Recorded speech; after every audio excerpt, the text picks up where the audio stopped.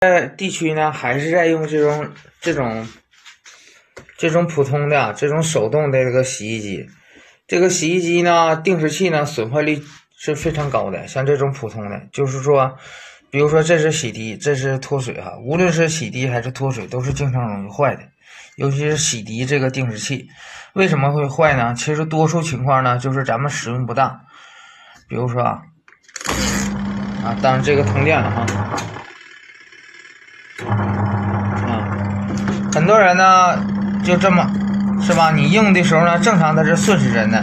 你看关3、6、9，这是代表时间啊。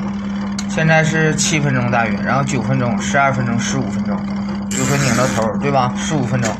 但是有些人呢有一个坏习惯，什么习惯呢？这样式的，比如说我现在拧到6是吧？然后我后悔了，我拧到3，这样是不是很多人都有这种习惯？千万不要这么整。无论是洗涤这头还是脱水这头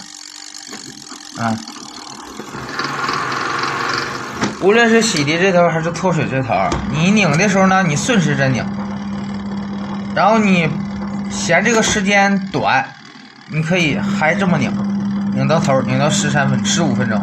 但是呢，你千万不要破劲儿。比如说你拧完15分钟，我想拧13，你看，因为它这里头呢都是塑料的，前面视频我拆解过定时器，它里头呢都是塑料的。你这样，你顺时针拧的时候嘛，什么问题都没有。如果你逆时针往回拧呢，它是塑料的，都是带齿轮的，可能某一下子呢，这个瞬间呢就会造成突扣，突扣以后呢，就是这个定时器呢卡不住了，直接就弹回去了。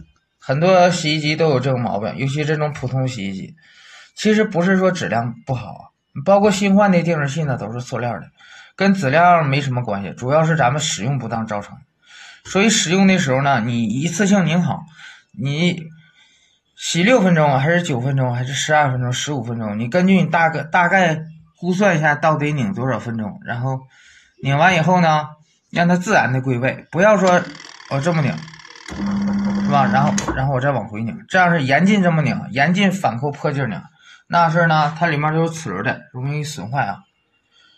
你注意这些事情呢，这个洗衣机这个定时器呢，就会延长它的使用寿命啊。